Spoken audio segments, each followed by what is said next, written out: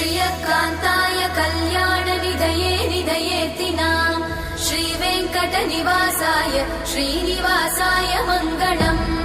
लक्ष्मी सविभ्रमालोकसुभ्रूविभ्रमचक्षुषे चक्षुषे सर्वलोकानां वेङ्कटेशाय मङ्गलम् श्रीवेङ्कटाद्रिशृङ्गाग्रमङ्गलाभरणाङ्ग्रये मङ्गलानां निवासाय श्रीनिवासाय मङ्गलम् सर्वावयव सौन्दर्य सम्पदा सर्वचेतसां सदा सम्मोहनायास्तु वेङ्कटेशाय मङ्गलम् नित्याय निरवध्याय सत्यानन्दचिदात्मने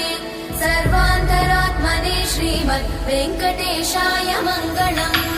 स्वतः सर्वविदे सर्वशक्तये सर्वशेषिने सुलभाय सुशीलाय वेङ्कटेशाय मङ्गलम्।